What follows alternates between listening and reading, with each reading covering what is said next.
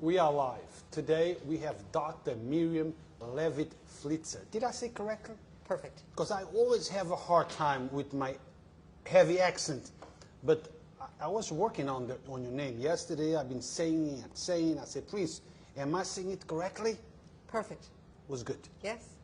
Thank you. Thank you for taking the time. Thank you for stepping up on Yonkers Voice to speak with the community so people can know what you are all about. Most of us do know, but there is always a certain number of people that don't know you. So thank you for taking the time of coming over. So, Doctor, let's start with, you were the ex or prior mayor in the city of Scarsdale? Yes, I'm the former mayor of, it's actually the village of Scarsdale. The village. Scarsdale is a village and a town in one place. And I was the former mayor of Scarsdale. I also served as the police commissioner, and I served as the fire commissioner, and I was a member of the village board as well in Scarsdale. See, I did not know those things. So, and the reason I asked, as I was reading your bio, I knew that you were the prior mayor. So my point on that question is, you're no stranger to politics. Well, in Scarsdale, luckily, we don't have party politics. We only have our township parties. So it's more, I'm no stranger to getting the job done. But now it's politics. Now Yes. It's a whole different level, Yes. I believe. Doctor, you're a Republican. You're going to run on the Republican line, correct? The Republicans asked me to run on that line, yes. On that line. Westchester County, New York State, its majority are Democrats. But there is a lot of Republicans, and there is a lot of Democrats that are not sure who they should vote for. Like people like me, I don't look at party lines, I look at who's best for the job, okay? And many are like I, so tell us about you, and what is your platform, and why should people vote for you? Absolutely. I'll start with a little background. I'm an immigrant to the United States of America. I was born in Eastern Europe. My parents were smuggling me out of there. I was hidden under a mail truck. And when we arrived in the American zone, we were placed in a displaced persons camp for several years. And then we came to America on a U.S. Marine troop ship. On the way there, I was able to see the Statue of Liberty from the deck of the ship. I was a little girl, but I have to say that that affected me. I was very grateful to be able to come here. And my motivation and what I'm doing today, and all my motivations at all time, is out of gratitude. You came legal or illegal? Yes, no, we escaped from closed borders to an area where Americans were accepting immigrants. And I do have legal papers from then. My birth was on the other side, but we were accepted there. Remember, it was right after World War II that I was born, and the borders were fluid, and there was still discussion about where you were when you were born. But it's important, this question is important because we see the current situation in the United States. And I am sure, what I think I am sure, that the reason your parents and you came to this country, it was because there was a better future for the family. Absolutely. May I speak about that? Yes, yes, definitely. Let me make a comment. When I came to America, someone in my family had to produce papers to prove that I would never work as child labor. And I still have the papers and his bank account, because he had to show that I would never work as child labor. And there's a reason that I mention that, because I think right now the system is totally non-functional. Children that are brought in are not safe. They don't have protection that they will never work as child labor. Worse than that, little girls are abused, and the young boys are brought into the cartels to manage drug exchanges. I think this is a terrible thing. I think this is something that has to be changed. I don't understand why a program that was in place after World War II, for me, can't be created now. And one of the things that I know about is even when you go to a consulate in a foreign country, there's often difficulty just approaching it. I would say that we were welcomed here by a system that was in place for a long time. That's me and my family. And I want all children who come here to be welcomed that way. That's very important for me, and it's one of my main platform ideas. But doctor, Yes. the people who ask you to run, not all, but majority of Republicans, don't see that as clear as you do. Okay? Us as parents, we do all that we can to give our children a better future than those that we had when we were a child. We do all that we can. Legal or illegal, I would do it. And then take my chances. But most people don't understand the difficulties and the complexity of what it is to walk into an embassy and say, look, I would like to go to the United States, but I want to do it in the right way. How can I apply? Well, I think the system should be set up, should be improved. I think right now it's entirely broken, and it's not only broken right at the border, it's broken before the immigrants get to the border. I think we should help people, and certainly we shouldn't expel people who come who need help. Absolutely not. Now, we have to be sure that the process is fair and that they can come and join the American dream. I agree with you.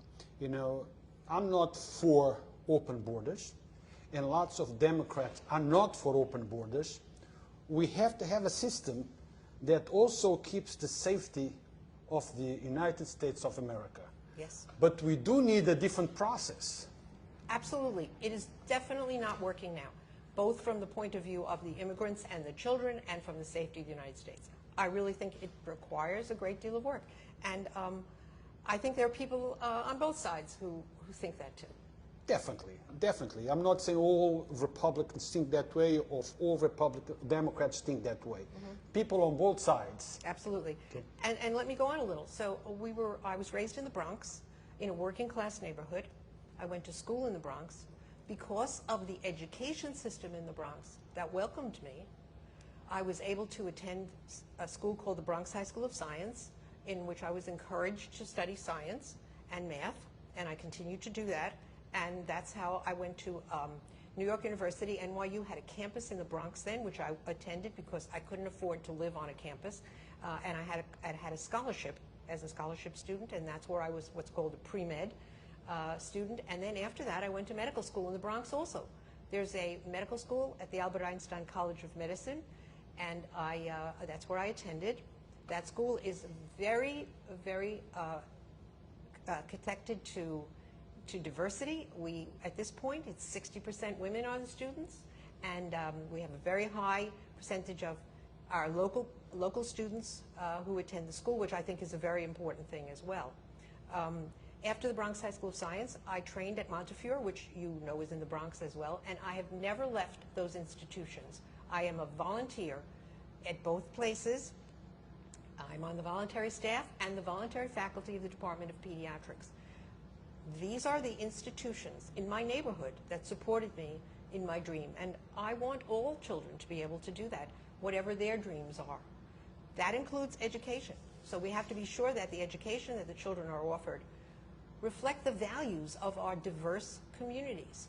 The education system should not be taken away from the parents. It should be under the control of the parents. And that is how, as you said, you would do anything for your child. Any parent will do that. That's the way we get the children to be part of the American dream, so that here I am, sitting in front of you, running for Congress. I didn't speak English until I was 5 years old. I'm running for Congress. I'd like to know where else in the world that can happen. So you are a winner. So before we go forward, doctor, you are a pediatrician, correct? I am. You're a pediatrician. You care for the community. You help the community. Can anyone from the community go to your office and, Sure. For a free consultation? Well, there are costs that I have to bear, so they have to be covered. However, I have a listed home phone number, and people call me all the time and ask me questions, and we can always make arrangements for people. I have very, very low costs for people who don't have any coverage, and I have the regular routine. I take the routine insurance programs too in my office, so that can be free. Depends on where you're seated. But remember, I have to pay the rent. I have to Yeah, pay of course. I have to pay my insurance, and I have a family also. As with any but, business. But I feel that I am very reasonable. The costs are very low for people who actually are paying out of pocket in my office. No, the reason I'm asking all those questions, doctor, is because I'm a community person, and I go out there and I talk to people, and I tell this to all folks that are seeking elected official position. People who vote, the majority, not all, don't understand certain complexity of government and governance. They don't understand. And they vote based on connections, meaning, can I relate to the doctor? Does she understand my problems? Will she represent me the way that I want to be represented? They might not understand formulas, percentages, rates. They might not understand those things. But I understand the doctor understands me. That's right. I can connect. Let me tell you, not only that, I teach my patients. When they show me things that they don't understand, I show them why these things are working and how they can help their child. I do a lot of teaching all day long. It's my nature. And that's what I like best about my job, is helping people raise children. I look at you and I read your bio, and I think you are a winner already. Thank you. You were... Let me interrupt you. That is correct because of where I was raised. Exactly. Right, and how I was able to progress in this country. That is exactly. correct. That's what I was getting to. You are a winner already, regardless of the outcome of this election. I think you are a person that many young girls, young boys, can look at it and say, if she could do it, I can do it. Absolutely. That's why I'm on the faculty at the medical school, because we have many programs for our students there and students who are interested in becoming doctors to support them and show them what the steps are. Now, doctor, now let's get to the election itself. Sure. And the campaign. Look, if I'm going to do something, running a blog, running a factory, running a shoemaking place, I'm doing it so because I feel that I can do better than the other guy next to me. That I have a better vision, that my vision will help the people of my community better than the other person. What is your vision? What makes you run? You woke up one day, you spoke to your husband and your people that support you, the rest of the family, and said, look, I'm thinking about running. What do you feel about it? What was the reason? Yes, I understand the question. The question is a very important one. It's because I feel that I am a better representative for our area than what we currently have in place. I feel that I respond more to our residents. I have a lot of experience with that. I was a mayor. People came to me with problems. When I was the police commissioner, one of the things I did was handle problems that residents brought to me with the police. And so I learned a great deal about that. I feel that I am in close contact with people, and I know that I'm good to represent their needs. I'm not driven by preconceived notions. I'm driven by what people come to me with. That's what I'm like. Now, I would say that there are some areas that need improvement. I feel that, for example, I feel the parents should, as I said, I feel the parents should have input in the schools, and that should not be stopped. I am the medical director of the school district where my office is, and I'd just like to let you know that at that district, with the cooperation of the parents, I was able to keep the schools open during the pandemic. And that was enormous for our children. In the summertime, we kept the school open as well, and we had many children from the county who are students with special needs, and these students attended school all summer. I'm talking about during the pandemic. So I was able to respond to the needs of the people around me, my wonderful patients, and that's what we were able to create. By the way, I was prepared in advance. I had prepared my school district for a disease called Ebola, and everybody made fun of me. They said, oh, it's the Ebola lady, here she comes. Yes, because I changed the cleaning process. I made sure that we had the proper clothing and we had the proper areas of isolation for a patient. We had everything in place. And then much to my surprise, a different disease showed, but we were ready. We didn't have to close to clean or rebuild or move the population around. We were set up for it, and that's why it was a success in our district. And I want to ask you, are we set up now? Is the country set up now to respond? Should another disease come along like this? I have my doubts, and this is something that has to be taken care of. We should be prepared. There is no doubt that another pandemic will come. The question is when. But it will come sooner or later. Now, before we go further, let me give my regular shout out to the best Mexican restaurant in Yonkers, Westchester County, New York State. And chances are, the world, you never know. To me, it is a good one. Dos Marias, 200 New Main Street in Yonkers, New York. We have the special day we call taco. That's with the gringo accent. Taco, Mexican. Taco day, it's every Tuesday, doctor. If you want to go for a good taco, this is the place to come. This is a great place for events. You see the upstairs, downstairs. We have lots of activities here. So guys, if you are watching and never been here, you have no idea what you're missing. I could tell you about the food. I could tell you about all those great stuff. But guys, no matter how much I tell you that the food tastes good, you would never know unless you try it yourself. So come on down here. 200 New Main Street in Yonkers, Dos Marias. Come, mention Yonkers Voice, you might get a drink in the house. I'm not promising, I'm saying you may get a free drink in the house, but even if you don't, who cares? Come and try it out. Doctor? Yes. Go ahead. Let me pick up on something you just said. I was raised in the Bronx, and I learned Spanish in the Bronx from my neighbors, and I also studied it in school as well in order to improve my proficiency. And recently I met somebody from California who asked me if I could speak Spanish, and I said yes, and I spoke back. And this person said to me, "Oh, you are a Puerto Rican."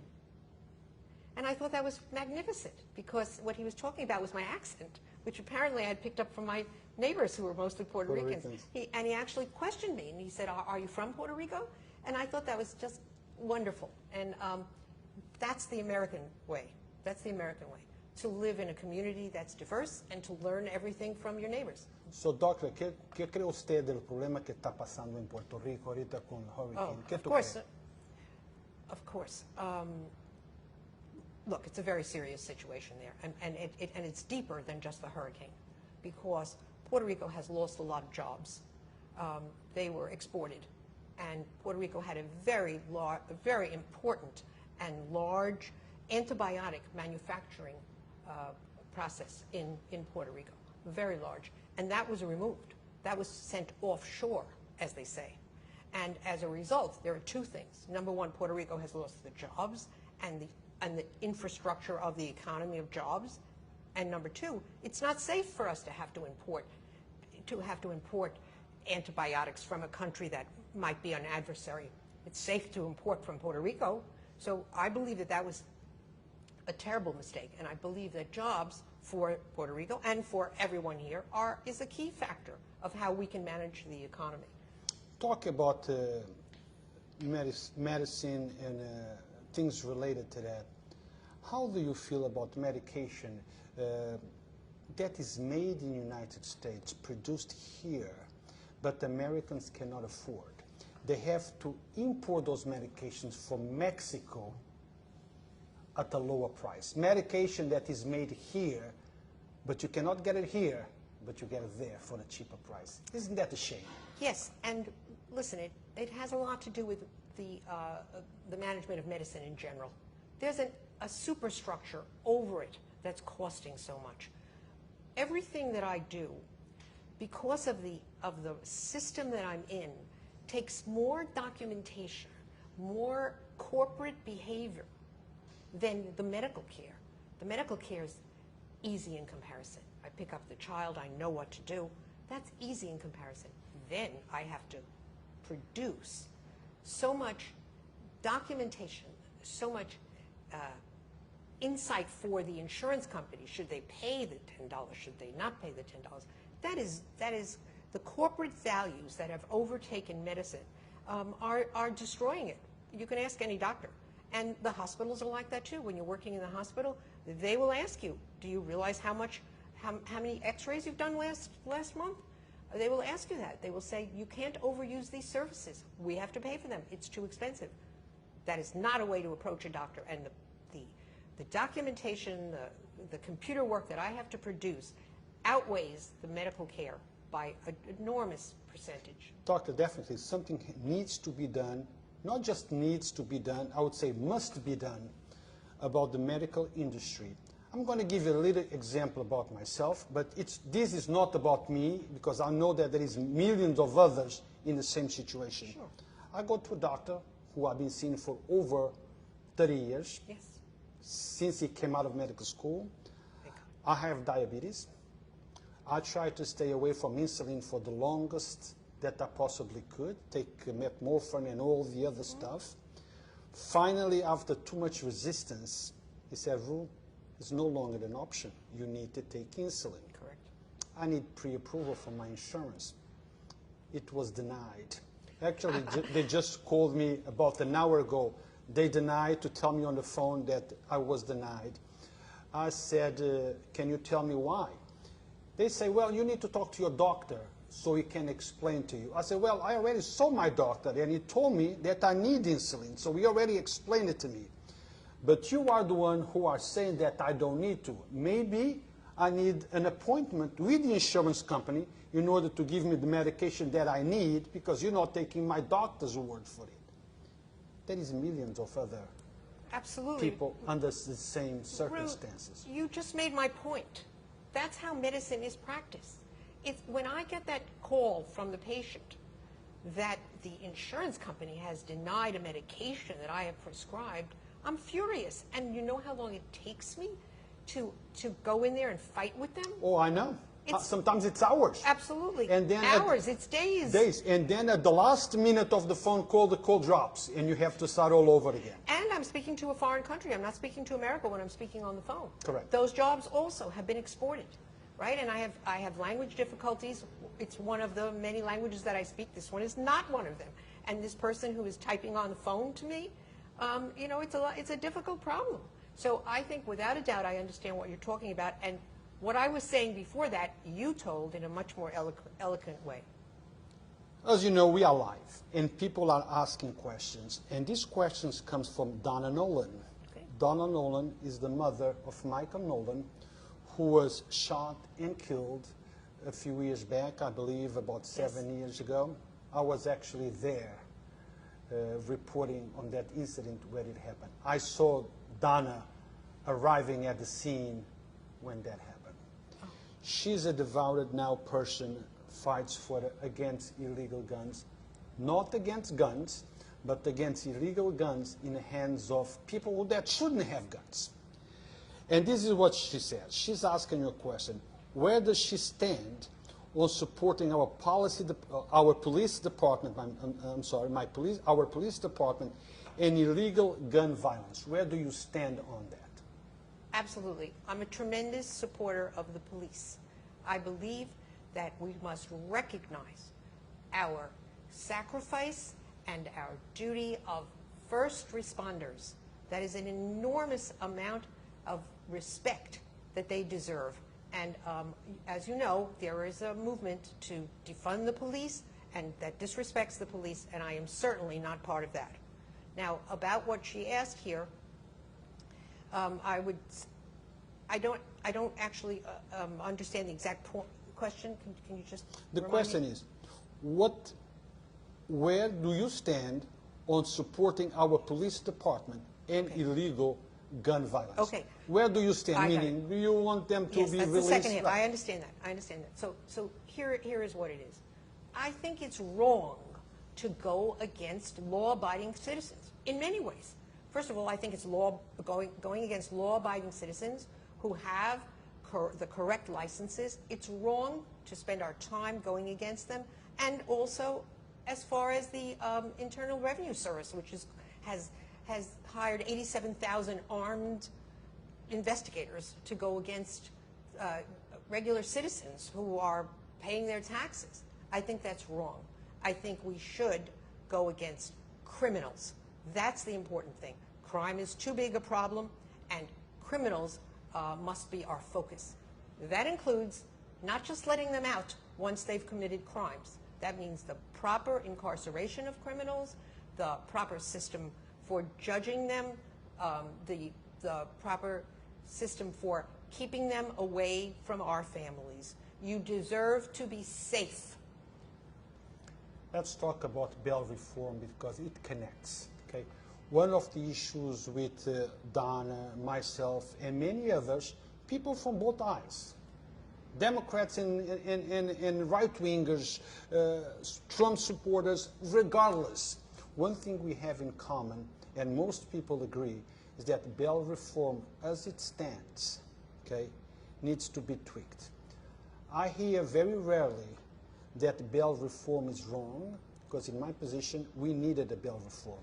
We need a judicial system reform. We need many reforms in the United States, medicine reform, many reforms. But the bail reform, as it was, needed to be tweaked. Somebody who steals a gallon of milk would stay in jail who God knows for how long until go to trial. But the guy who could afford the bail would be released in a matter of hours after he shot his wife. So money dictated if you out and out. So we needed a bail reform, but not the way it is today. What is your position on the bail reform? Absolutely, I agree with you. You've made my point again. I believe that it's Should I run then? Should I run? Well, have you ever considered it? Hell I think it's a very... No. I prefer to be the guy on this side. That's fine, but you can vote for me, though. So, yes, of course. I think it's very important. And I think that, again, you can't have a broken system. You have to have the criminal justice system producing justice, seeing that people who are criminals are kept incarcerated away from the rest of us. We have to be able to walk in the streets and not worry. And if you have a recidivist, that is somebody who commits a crime over and over, and he can constantly, because it's a process now that this person is released and released over and over. No, I'm sorry. That doesn't work. Why can't that be taken into consideration? I don't understand it. Most of us agree on that. So let me take this opportunity, guys, to make it clear that Yonkers Voice platform is a platform that welcomes anyone, regardless of where they stand on the political view.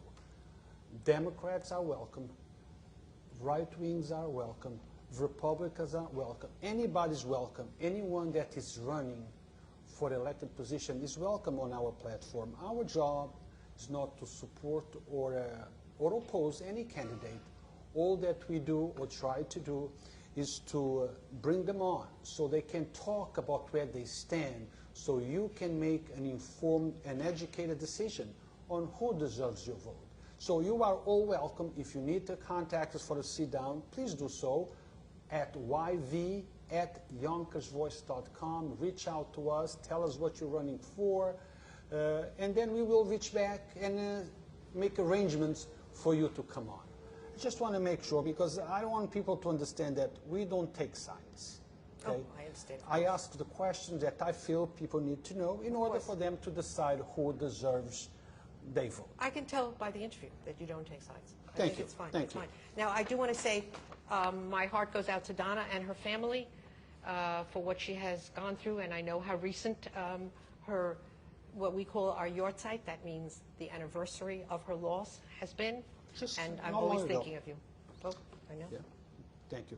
Now, the other question comes from Lorraine Lopez. Okay. I don't know if you know Lorraine. Lorraine is a very dear friend of mine. Lorraine asks, what is your first course of action if you win the seat? What is the first issue you will tackle and why? Okay. My first course of action is to find out what my constituents want, because I don't think that's known now. I really don't. I think that the seat is filled now with someone who has a preconceived bunch of notions that really need to be attuned to what my constituents want. That's what I'm going to do first. I really mean it. That's the way it has to go. You can't just come in with joining fringe groups there in Congress and taking stands. You must evaluate what the constituents want. And I have been a small town mayor. That puts me in direct contact with my constituents, with our residents. That's what I want to do first. This comes from my cousin Jim. That's an inside joke. He's not my cousin, but I call him Cousin Jim. He said, Ben, this is one of your best conversations with a very educated woman, Dr. Miriam. Thank you. Thank you. It's more than my education, although I think all children, as I said, should have the access to my education. It's my heart, right? My heart for the United States of America. No, Donald Nolan is a Republican. Yes. So is my cousin Jim. But we are very good friends. You know, I don't let political inclination get involved in my personal. That's what America is great about, because we can have different political views, but still respect each other. And that's what I ask my audience always. Listen, agreement is not what we look for. We look for engagement, because you can learn a lot from the engagement. I might be here debating with the doctor. The doctor might not be able to change my mind. And when I say the doctor, I mean in general, or vice versa. But we might be able to change or the point of view of those who are watching us. I think that's the point of a debate. Well, let's try to get them to vote for me. That's what I'd like to change. I don't need to change your point of view. You just have to vote for me, and so you will know that you will be represented, because I will listen to everyone's point of view. Guys, as I always say, I don't care for who you vote for. All that I care is that you vote, okay? Because very often elections, especially in Westchester County, I won by a very small margin. So every single vote counts, okay? And if you feel like Dr. Miriam Levitt Flisser is the person, by all means, vote for her. That I will leave it up to your conscience. You dictate, based on what you hear from the candidates, who deserves your vote. What is the main difference between you and your opponent? Now, I feel that I've touched on it, and I'll say Let's it again. touch it again. Okay, I'll say it. Many of the views that my opponent takes are not based on having our area and the United States of America kept at the top. For example, costs, fuel costs, and plans to improve the ecology. I am not against that. In Scarsdale, I worked very hard, and I created some ecological improvements by myself. I engineered them myself, and they are still in effect there in Scarsdale, in order to protect the Bronx River. And I think these things are important, but they are a future idea. We have to deal with the problems now. Fuel costs now. America should be independent now. We should have independence in fuel access, and we can do that. We have a pipeline that was shut down. We have nuclear power that was shut down. This makes us dependent on our adversaries and sometimes our enemies. This is not tolerable. I would change that. I do understand the green process. It's key. We must save the world. But what is happening now is a crisis, and we have to respond to that at this time. Doctor, very often the things that people say to us are not the same things that I'm hearing. What I mean is, I have a conversation with a person says this, and that. But I'm hearing something else. I understand something else. My interpretation of what the person said might not be what the other person intended. Because of your filter on it? I'm not talking about me necessarily. This comes for this other question. Oh, okay. This is what the person says. Now, why did she go there attacking the IRS? What does she have to hide? Well, I didn't hear the doctor attacking anyone. Maybe that was your interpretation of what the doctor said. No. So I'm going to ask the doctor, why did you?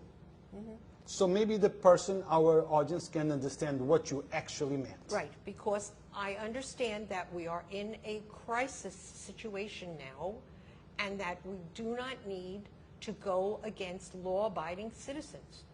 I consider the IRS part of my life because I file my taxes honestly every year. And I don't understand why someone who has to be armed and so much tax money has to go into producing 87,000 people. Exactly what does this have to do with income tax, which we all do essentially on paper? So I don't understand why you think that I would in some way have difficulty paying taxes. I just have difficulty with enlarging the program in a way, a criminal activity way, an anti-criminal, when we're in such trouble as is. Doctor, this is a statement also from Donna.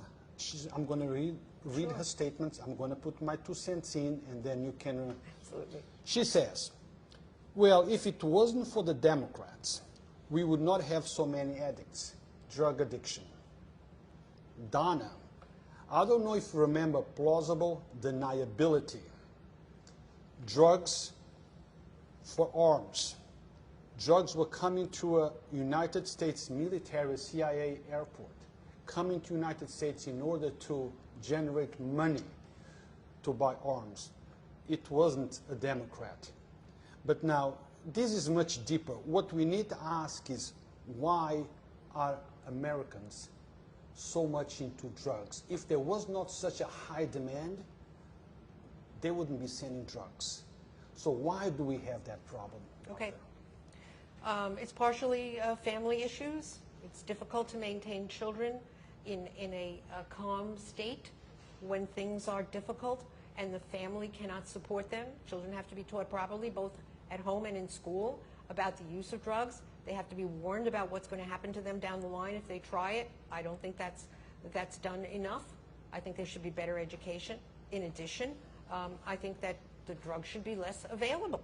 If we have availability of drugs, if they're packaged to look like candy, then Fentanyl. that... Yes, I know, I saw it. If they're packaged to, that's what I mean. If they're packaged to look like candy, they are extremely attractive. And what they do in the short term is obviously meet the needs of some people's mental issues. But these folks should get mental support. They should get mental support before they deteriorate to something like that. And I think that we can do that as a strong, multicultural community. How would you suggest, Doctor, that we could take proactive action in order to minimize and reduce drug addiction? Programs, but who'd pay for it? Okay, We I'm need not resources. sure I understand the question. Oh, okay. So we do have these resources now. I don't think they're used properly, and perhaps it's an area for increase. But certainly, what will happen is if we can decrease the drug use, that will save us money because drug addicts cost an enormous amount, both in emotional costs on families and on the community, and in physical costs because they involve crime, which is a terrible thing, and there are health issues that they bring as well, as you know, infections, things like that that are brought along. If we can control it, we will be saving money. It'll cost us less if we have the proper outcome. Your point of view on legalization of marijuana, pot? Well, I think if it's made clear that it can be an entry drug for teenagers, so I think there should be age group importance. Teenagers, age group is very important. I think teenagers can use this as an entry drug. I have seen this in my experience, both in my life and in my practice. So I think that this is something that has to be managed properly. I don't think it involves enormous kind of what I would say enormous policing, but it involves proper management. That's right. And the sale of this must be to people who are knowledgeable about what it is they're buying. Our president the other day said that inflation, I disagree. Inflation is...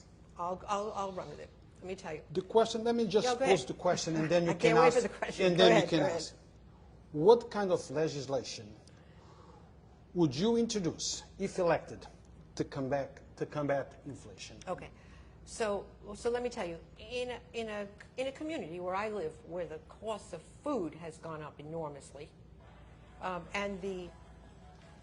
where the cost of food has gone up enormously, and the cost for families of fuel has gone up enormously, how can you say that inflation is not a major force? It's enormous here. It's enormous.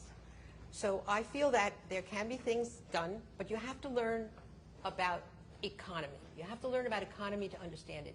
You cannot control inflation by expending $9 trillion, not $9 billion, $9 trillion more dollars since February of 21, not that long ago, and putting that money into the economy.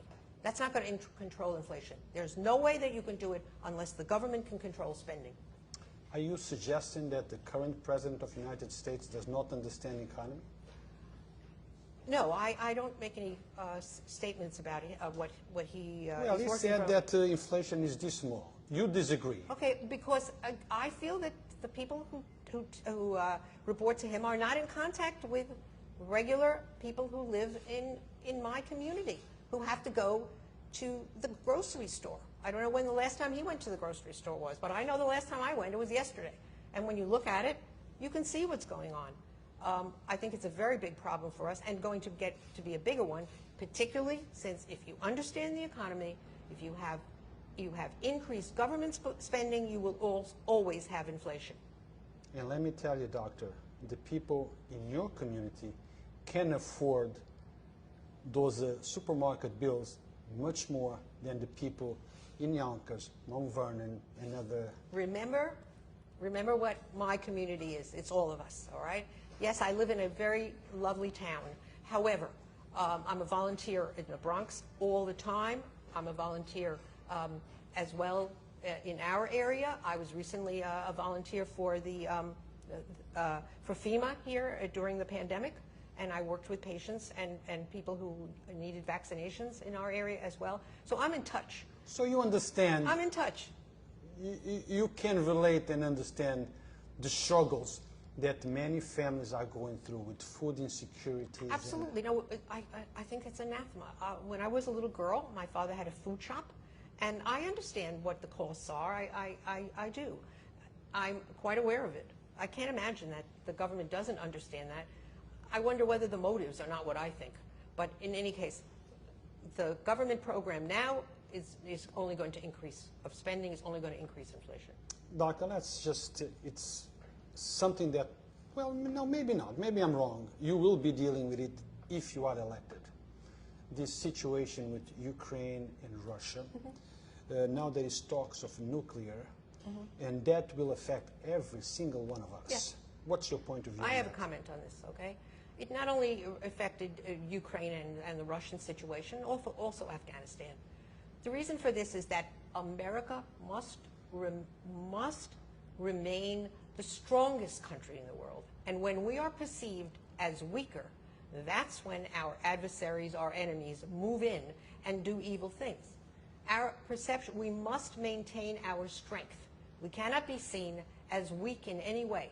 We have to propose democracy in the world. That is what we have to do.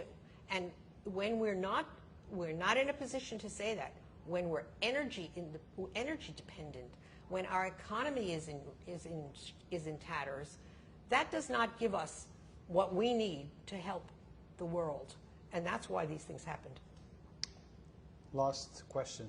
Do you support the January 6th commission to investigate what happened that day? I think any investigation of anything which worries the American citizens and which took place in the Capitol is a reasonable thing. However, I'd like to see it be fair and equitable.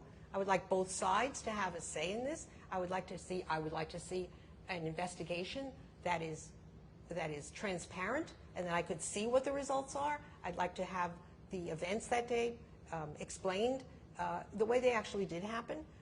I think that this is a process for our judicial system, and unless something else has broken down in this country, it's something that we should do properly.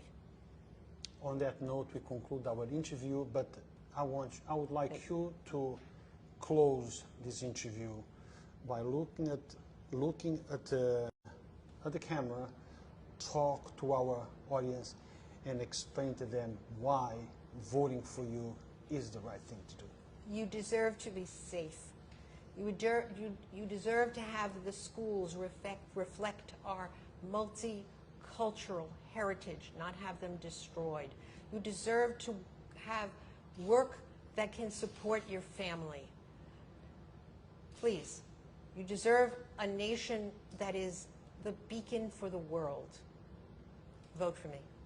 On that note, thank you for watching, and don't forget, guys, if you are in the mood for a good Mexican food, Dos Marias, 200 New Main Street in Yonkers, New York is the place to go. Every Tuesday, they have Taco Tuesday.